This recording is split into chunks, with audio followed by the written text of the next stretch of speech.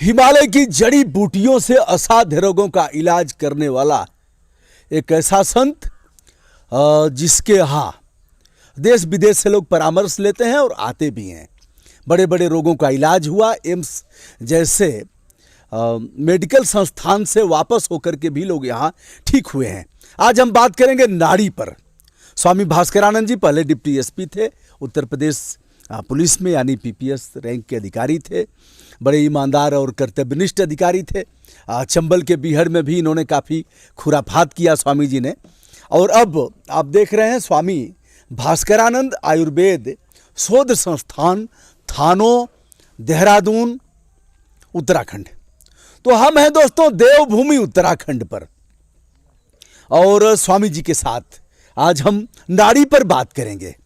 कौन से कैसा उनके पास कौन सी विद्या थी जो वैद्यराज लोग एक बार नाड़ी पकड़ते थे और बता देते थे कौन सा रोग है और कितने दिन से है, इस रोग का इलाज क्या है। आज हम नाड़ी विज्ञान पर बात करेंगे। स्वामी जी विनम्रता के साथ प्रणाम आपको। प्रणाम। स्वामी जी, नाड़ी यहाँ वैद्यराज लोग पकड़ते थे, अभी भी अब कुछ लोग पकड़ते हैं, लेकिन शायद वो लोग पल्स देखते होंगे, जो डॉक्टर साहब लोग हैं, एमबीबीएस एमडी किए हैं। तो नाड़ी का विज्ञान क्या है और कैसे इससे पता लग जाएगा, और इस वीडियो के माध्यम से हम यह भी जानना चाहेंगे कि क्या नाड़ी अपने आप देखी जा सकती है, अपने आप लोग देख करके या एक दूसरे का देख करके, क्या ऐसा भी आप बताएंगे वो सूत्र जिससे नाड़ी लोग देख करके और आपको परेशान न करें और अपने रोग को जान लें और इलाज भी करें। बहुत अच्छी बात आपने कही और ये जन कल्याण की बात है जी। मेरा तो ये मानना है कि नाड़ी के बारे में जन सामान्य को जानना ही चाहिए जी। और इससे उन्हें अपने पारिवारिक जितने भी मेंबर्स हैं जी। उनके स्वास्थ्य की रक्षा हो जाएगी जी। और हमारे वैद्यगणों को भी जानना चाहिए, क्योंकि आयुर्वेद बिना नाड़ी ज्ञान के अधूरा है। जी। प्रत्येक रोग अनेकों कारणों से होता है, एक ही रोग के अनेकों कारण होते हैं और हर कारण का अलग अलग इलाज और दवाएं होती हैं जी। और कारण का जो पता लगता है वो नाड़ी से लगता है, लक्षणों से लगता है, या मरीज के बातचीत करने से, उसके हाव भाव, उसके देखभाल से, उसके बल आवल देख करके ही सही कारण का पता लगता है जी। जब तक चाहे आयुर्वेद का हो चाहे एलोपैथी का हो, एलोपैथी की खैर दूसरी प्रोसेस है, लेकिन आयुर्वेद में तो ये निश्चित है कि कारण का ही इलाज होता है, रोग नहीं कारण का इलाज होता है। एलोपैथी में परिणाम का इलाज होता है।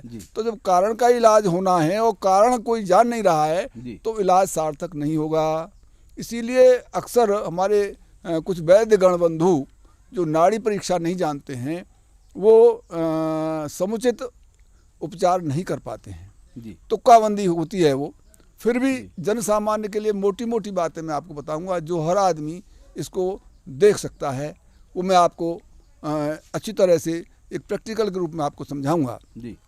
मतलब व्यक्ति नाड़ी के बारे में स्वयं जान लेगा। इस वीडियो के माध्यम से ही आप बता सकते हैं और वह जान लेगा कि हमको कैसे जानना है, क्या बात है, कैसे हम रोग को जाने, हमें क्या परेशानी है, कौन सा हमारा। आप ये समझिए कि जैसे ब्रह्मांड का स्वास्थ्य लें आप पहले जी। ब्रह्मांड के स्वास्थ्य में तीन चीज बहुत महत्वपूर्ण है जी। सूर्य जी, वायु जी और जल। अगर सूर्य बहुत तेज तप जाए तो सब चीज जल जाएगी जी, वनस्पतियां जल जाएंगी, पानी उड़ जाएगा, तो जीवन नहीं रह सकता जी। अगर सूरज बिल्कुल ही विलुप्त हो जाए तो जम जाएगा, बर्फ जम जाएगी, वहां भी जनजीवन नहीं रह पाता जी। तो इसकी साम्य मतलब एक बैलेंस्ड इसकी उपस्थिति ही पूरे ब्रह्मांड के स्वास्थ्य को ठीक रखती है जी। इसी प्रकार आपकी जल है जी। अगर जल बहुत ज़्यादा हो जाए, देखिए बारिश होती है, प्रलय आ जाती है जी। कितना नुकसान होता है, पेड़ पौधे सबको, जीव जंतु सबको नुकसान होता है जी। अगर बिल्कुल जल सूख जाए तो देखिए बहुत से ग्रहों पर जल न होने की वजह से जीवन भी नहीं है, यहाँ भी नहीं रहेगा जी। तो दूसरा कारण हुआ जल, और तीसरा कारण है वायु। अगर वायु बहुत तेज चल जाए तो सबको उखाड़ फेंकेगी, अगर वायु विलुप्त हो जाए सांस कहाँ से लोगे जी जी। तो इन तीन के बिना जीवन संभव नहीं है। ब्रह्मांड का स्वास्थ्य इन तीनों पर बिल्कुल निर्भर है। हमारे ऋषि मुनियों ने इस बात से ये अंदाजा लगाया, सिद्ध किया कि जो समस्याएं ब्रह्मांड की हैं वो सब इस पिंड की हैं जी। जो चीज़ें इस ब्रह्मांड में वो इस पिंड यानी शरीर में जी। मौजूद है, वही उसी तरह से इसका संचालन होता है। तो इसी बात को लेकर के उन्होंने वात पित्त कफ का निर्धारण किया। जी पित्त जो है वो सूर्य का द्योतक है। जी पित्त शरीर में जो काम पित्त का है वो ब्रह्मांड में सूर्य का है, जी और जो काम वायु का है प्रकृति में वो वात का है शरीर में, जी। और जो जल का है वो कफ से प्रदर्शित किया जाता है। जी तो जैसे ये तीनों वहाँ डिसबैलेंस होकर के जीवन को नष्ट कर सकती हैं, अस्वस्थ कर सकती जी। हैं, उसी तरह से ये शरीर में वात पित्त कफ व्यवधान पैदा कर सकते हैं और स्वस्थ रख सकते हैं। ये धातुएं हैं, इन्हें धातुएं भी कहते हैं, इन्हें मल भी कहते हैं। जी। जब ये बिगड़ जाती हैं तो इनको मल कहा जाता है, वात पित्त कफ को, और जब ये इनसे लाभदायक स्थिति में होती है तो इन्हें धातुएं कहा जाता है। स्वामी जी, हमारे मित्र लोग बड़े शॉर्टकट रास्ते वाले हैं, तो शॉर्टकट बताता हूं। तो एक गोस्वामी तुलसीदास जी ने मानस के प्रसंग में लिखा है, विश्वामित्र ने कहा कि इस रास्ते पर यह 3 पहर का है और यह 3 दिन वाला है। तो 3 पहर वाले में ताड़का राक्षसी रहती है, जी, जी। सुबाहु रहता है और बड़े बड़े इस तरह के राक्षस हैं। तो इस रास्ते से खतरा है और इस रास्ते से खतरा नहीं है। जी, जी। तो श्री राम ने कहा कि 3 पहर वाला ही चलिए प्रभु। तो अब लोग जानना चाहते होंगे शॉर्टकट कि नाड़ी विज्ञान क्या है और कैसे जानेंगे। तो मैं तो आपको ही प्रयोग करके जी दिखाता हूँ। जी हाँ जी हाँ देखिए, ये अंगूठा, जी इसके नीचे ये हड्डी जी अस्थि है ये, जी इससे एक अंगुल भर और नीचे जाइए, अच्छा और जा करके ये जो साक्षिणी नाड़ी है, साक्षिणी धमनी है, जी जो इस बीच के जो ये नर्व है मोटी, जी। इसके साथ में जो नाड़ी धमनी है, इस पर 3 उंगली रखिए। 3 हाँ, मतलब और इसको दोनों अंगूठा और बगल वाली उंगली हटा करके 3 बीच वाली उंगली रखना है। रखिए। जी ये जो पहली उंगली है, तर्जनी कहते हैं इसे, जी ये वात, हाँ, वात को प्रदर्शित करती है, अच्छा और ये बीच वाली पित्त को प्रदर्शित करती है, और ये लास्ट वाली जो है कफ को प्रदर्शित करती है। तो इस पर जो हलचल होगी जी। इस उंगली पर, उससे आपको वात संबंधित रोगों की जानकारी होगी। हलचल से भी प्राय उसकी तेज गति, तेज चलेगी। उसका वॉल्यूम, जी ये सब चीज इसमें सम्मिलित है। स्वामी जी, एक ही न सगर है, हाँ। एक ही धमनी क्या बोलेंगे उसको? ना, साक्षिणी धमनी। हाँ, मैं कला का छात्र रहा जी, हूँ, जी, तो विज्ञान मेरे पल्ले नहीं पड़ा कभी। साक्षिणी धमनी। जी, तो ये तो एक ही धमनी है ना, तो अलग अलग फंक्शन हाँ। कैसे होगा? अलग अलग इसलिए होता है कि ये जो हमने दिया है ये अस्थि, जी इसके बाद में ये फिर इनकी चालों से पता लगता है। अच्छा चाल होती हैं, कोई सर्प की सी चाल है, कोई चिड़िया जैसी चाल है, कोई मेंढक की सी चाल है। अच्छा तो जो सर्प की सी चाल है वो वायु की है, जी जो अच्छा, इससे पता लगती है। जो मेंढक की तरह चलती है वो पित्त की है, मतलब उछल कूद कूद के चलती है। जी। और जो जैसे चलती है धीरे धीरे बड़ी मस्ती से, कदम पे कदम आगे बढ़ाती हुई, वर्ड्स की तरह, कबूतर है जैसे, तो वो कफ की नाड़ी होती है। अच्छा ये उत्तरोत्तर इनमें अलग अलग इनके व्यवहार देखे जाते हैं। जी। तो इससे पता लग जाता है कि इसमें जो है तीनों का अलग अलग।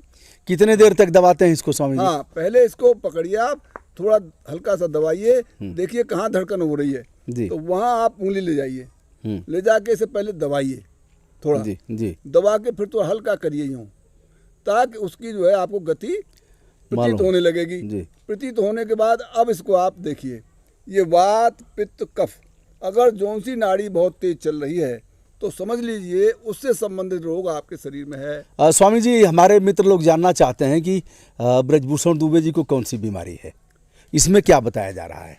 इसमें मैंने तीनों नाड़ी देखी हैं जी। नाड़ी के साथ साथ इनका सभी धातुएं सामान्य हैं, इन्हें किसी प्रकार का कोई रोग नहीं है। जी। गुस्सा उस्सा क्यों आता है स्वामी जी, या किस रोग में आता है?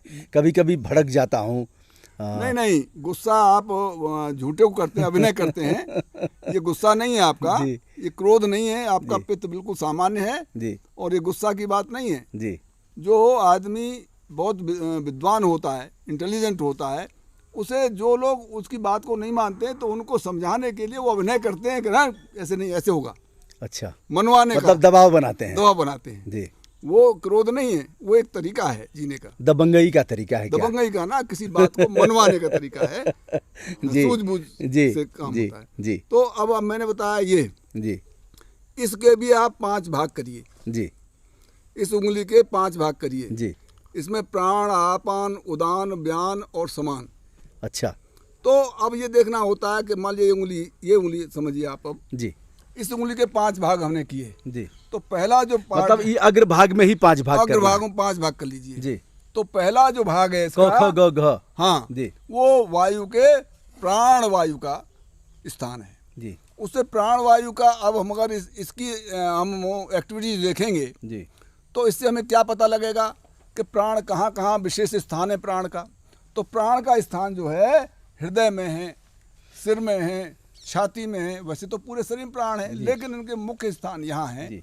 तो अगर ये डिफेक्टिव हो रहा है, यहाँ कुछ इसमें गलत हरकतें हो रही हैं, तो इसका मतलब इन स्थानों में आपके कोई परेशानी है। जी, जैसे आपके थूकने में, छींकने में और आपका डकार लेने में, श्वास लेने में, निश्वास लेने में, अन्न का जो वायव्यांतर गमन में कोई प्रॉब्लम हो रही है, तो आप समझ जाइए कि इनका प्राण विकृत हुआ है।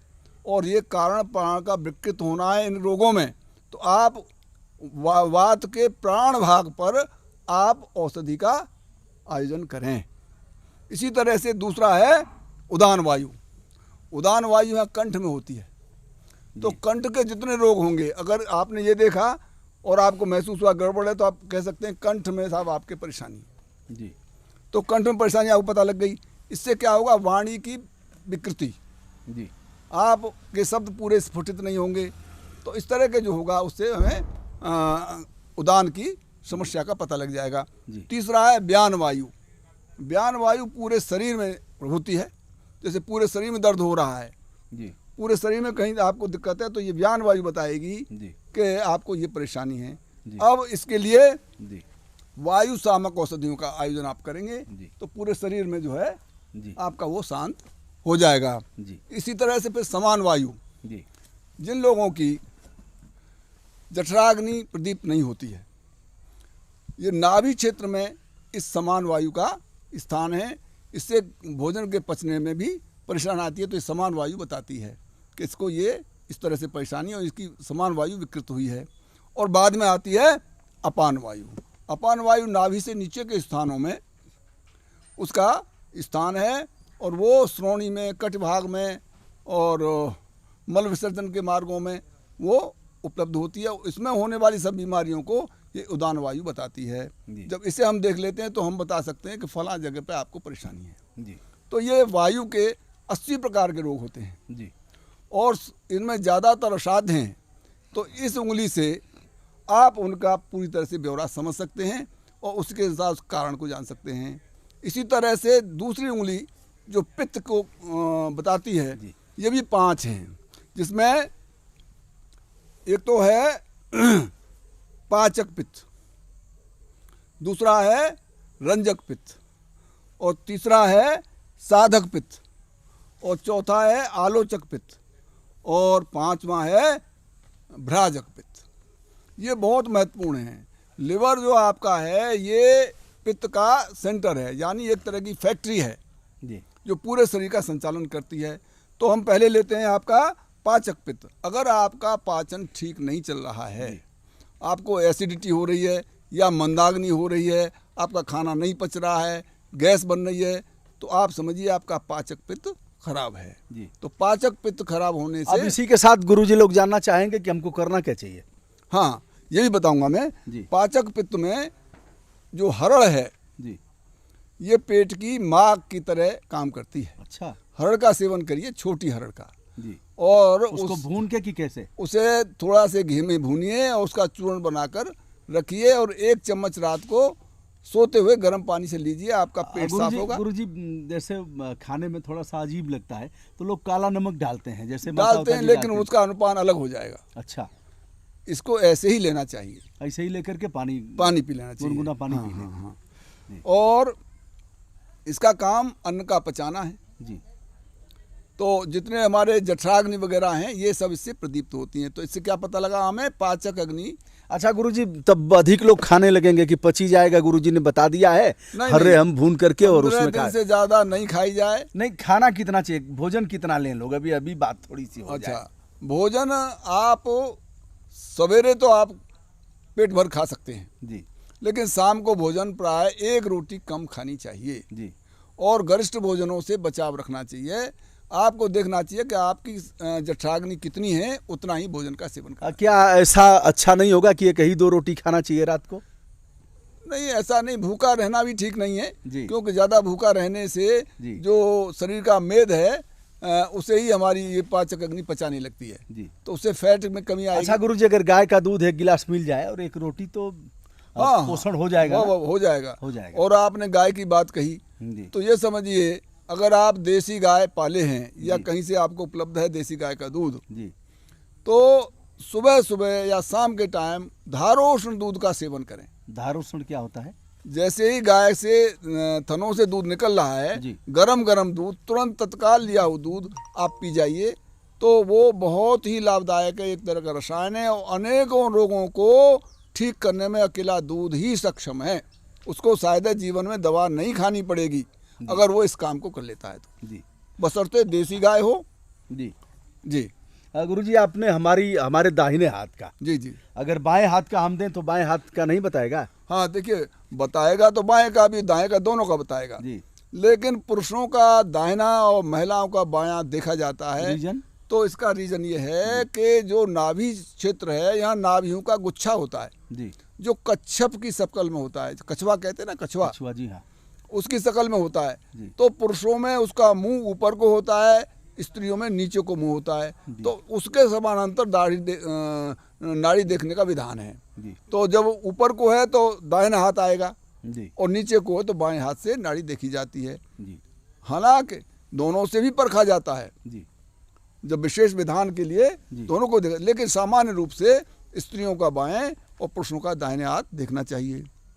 तो ये पित्त पर मैं बात कर रहा था। ये 5 गुरुजी, थोड़ा सा और रोकेंगे हम। जी जी जैसे फोन आपके यहाँ बहुत आते हैं। जी जी बहुत आते हैं, रात दिन लोगों का आता है फोन। लोग पूछना चाहते हैं नाड़ी पर, बहुत लोगों ने जानना चाहा है। हमसे भी कई लोगों ने कहा कि गुरुजी का इंटरव्यू करके और यह जानिए कि नाड़ी का क्या। तो नाड़ी अगर लोग सीखना चाहेंगे नाड़ी तो क्या मतलब, जैसे आभासी दुनिया से तो सिखाई नहीं जा सकती कि कहीं दूर हो और आप बता दें कि नाड़ी ऐसे पकड़ो और ऐसे इतने दूर पर जाओ और ऐसे हलचल होगी? तो वो तो क्या- मरीज की प्रेजेंस आवश्यक है नाड़ी देखने के लिए। अब जो सीखना चाहते हैं उन्हें सिखाया जा सकता है। क्या कोई शिविर वगैरह कभी लगवा सकते हैं कि हाँ, इसमें- एक ही दिन में आए लोग और सिखा करके उनको? इसमें 2-3 बार कैंप हम लोगों ने लगाए हैं। जी 4 साल पहले यहाँ आनंद मार्ग का जो आश्रम है उसमें करीब 350 वैद्य आए थे, जी उसमें लगाया गया था। और 2 साल पहले हमने ये परमार्थ निकेतन ऋषिकेश में परमाध्यक्ष जो मुनि जी हैं उनके सहायता से जी वो कैंप किया था। उसमें 4 दिन का सम्मेलन हुआ था। जी तो ये भी लगाया जा सकता है। ये तो उन पर डिमांड पर निर्भर करता है कितने लोग इकट्ठा होना चाहते हैं, कितना लोग सीखना चाहते हैं और कितने जागरूक हैं सीखने कितने में। जागरूक। यदि जागरूकता उच्चतम सोपान पर हो हाँ, तो कितने देर में सीख सकता है? सीखने के लिए ये तो अभ्यास की चीज़ है, इसमें लंबा वक्त लगता है। थ्योरी तो बताई जा सकती है 2 दिन में ही, 1 दिन बता दी जाएगी, लेकिन थ्योरी से काम नहीं चलता। हम किसी को हारमोनियम ला के दे दें जी और उसे किताब दे दें कि ये लो हारमोनियम किताब है, तो उससे हारमोनियम तो गाना नहीं निकाल लेगा। उसमें अभ्यास करना पड़ेगा। तो अभ्यास, जितना अभ्यास होगा उतना ही नाड़ी के बारे में जानकारी होगी, लेकिन सीखना तो फिर भी पड़ेगा। बड़े बड़े असाध्य रोगों का इलाज, जड़ी बूटियाँ ये तमाम हमारे अगल बगल। हम तो ऐसी जगह गौशाला में हैं और चारों तरफ पहाड़ से स्वामी जी ले आते हैं जड़ी बूटियों को और इलाज करते हैं। स्वामी जी परेशान भी हैं फ़ोन से, कुछ और परेशानी हम बढ़ाएं कि क्या करें? नहीं, परेशानी तो खैर कुछ नहीं है, जनसेवा है और आपकी मेहरबानी से सब लोगों को लाभ मिल रहा है। श्रीमान गुरुजी एक बार फिर से अपना संपर्क सूत्र बता दें, लेकिन ये भी बता दें कि भाई इतने समय से इतने समय तक ही फ़ोन करिए। भाई मैं आप सभी से निवेदन ये करता हूँ जी कि मेरा नंबर है 9412 50 50 53 जी 9412505053 जी लेकिन ये निवेदन है कि 11 से 4 के बीच में अगर फ़ोन करेंगे जी तो मुझे आसानी होगी। जी अब रात में दुबे जी का इतना व्यापक संबंध है विदेशों में कि मैं समझता हूँ जितने बड़े बड़े देश हैं, फ्रांस, इटली, आपका Japan, America, England, Holland, Germany और सिंगापुर, कनाडा, ये लोग मुझको रात को नहीं सोने देते। रात को मुझसे फोन पर अच्छा, उनको तो ये लगता होगा गुरुजी ना कि हमारे यहाँ दिन है तो वहाँ भी दिन होगा, भूल गए होंगे कभी कभी। हाँ, तो अक्सर उनके फोन आते हैं तो उन्हें कंसल्टेंसी देनी होती है। जैसे दोस्तों, अब चूंकि हम निवेदन ज्ञापित करते हैं इस वीडियो के माध्यम से, बहुत से लोगों से जिनसे परिचय नहीं है और उनके वीडियो कॉलिंग आ जाते हैं। अब उनको क्या पता कि मैं बनियान पर हूँ, कि चड्डी पर हूँ, कि बाथरूम में हूँ, कि लेटरिन में हूँ, कि बीबी के साथ हूँ, और उनको नहीं। अब वो तो सोफा पर बैठे हैं साहब, उनको लग रहा है कि जैसे मैं खाली हूँ वैसे ही सामने वाला भी खाली है और सामने वाला है मीटिंग में। तो दोस्तों, एक बार करने से पहले जान लेना चाहिए कि सामने वाले की स्थिति क्या है। जी जी। तो उतने समय में ही फोन करेंगे और शॉर्टकट बातें करेंगे। हाँ, और निवेदन है कि अभी की कापी कलम लिए रहेंगे। हाँ, ये बात आपने बहुत शानदार कही। मेरा भी निवेदन ये है कि एक बात मैं आपको साफ साफ बता देता हूँ, बिना नाड़ी देखे कारण का, किसी रोग का कारण पता नहीं लगता जी। और बिना कारण के आयुर्वेद में निवारण नहीं होता रोग का। और अगर कोई देता है, कोई वैद्य क्यों न हो, कोई कितना बड़ा वैद्य क्यों न हो, अगर बिना नाड़ी देखे, बिना परीक्षा किए वो अगर दवा देता है तो तुक्का बंदी है, रोग का विचारण नहीं होता। वो विचार नहीं होता, तुक्का बंदी है, तुक्का लग भी सकता है, नुकसान भी हो सकता है। तो मेरा निवेदन है कि लोग ज़्यादा से ज़्यादा इस बात को समझ लें कि भाई पहले कारण के लिए आपको यहाँ नाड़ी दिखाने आना होगा। और जो बहुत मजबूर हैं, गरीब हैं, नहीं आ सकते हैं, बहुत दूर से हैं, उन्हें मैं परामर्श दे सकता हूँ, लेकिन इस बात को अवश्य ध्यान रखें कि वो तुक्का बंदी ही होगी। अगर असली आपको अपना उपचार कराना है तो विधिवत आप नाड़ी की परीक्षा करा के ही औषधि का, और नहीं फिर संयम बरतें, उसकी जरूरत नहीं आएगी। हाँ, युक्त आहार विहारस्य युक्त चेष्टस्य कर्मसु युक्त स्वप्न बोधस्य योगो भवति दुःखः। युक्त भोजन करें, युक्त आहार विहार करें, युक्त जागें सोएं, तो फिर ये रोग आएंगे ही नहीं। तो इस पर संयम बरते। हाँ, तो यही है। तो स्वामी जी से वार्ता हमारी हो रही थी। वीडियो लंबा होगा और लोग उबने भी लगेंगे, यद्यपि आप जो बता रहे हैं सूत्र सह लोगों को उबन नहीं होगी, लोग इसे देखेंगे। लेकिन दोस्तों, फिर हम अगली वार्ता हमारी होगी कैंसर के उपचार के लिए आयुर्वेद किस तरह से प्रचलन में है और किन किन कैंसर का उपचार आयुर्वेद में है और किस तरह से स्वामी जी ने उपचार किया है। और अभी एक देखा हमने, एक कर्ण साहब आए हैं, उनका भी हम बताएंगे। अभी काफ़ी स्वस्थ हुए हैं, बांग्लादेश की लड़ाई में रहे हैं, और भी तमाम अफसर और सामान्य लोग और स्वामी जी ऐसे भी उपचार करते रहते हैं, देख लेते हैं। तो दोस्तों, मैं हूं ब्रजभूषण दुबे, यूट्यूब चैनल ब्रजभूषण मार्कंडेय से। कभी स्वामी जी डिप्टी एसपी हुआ करते थे, अब हैं स्वामी भास्करानंद जी, और यह है आयुर्वेद शोध संस्थान स्वामी भास्करानंद आयुर्वेद शोध संस्थान, थानो, देहरादून, उत्तराखंड। तो स्वामी जी विनम्रता के साथ धन्यवाद, सादर नमस्कार, प्रणाम।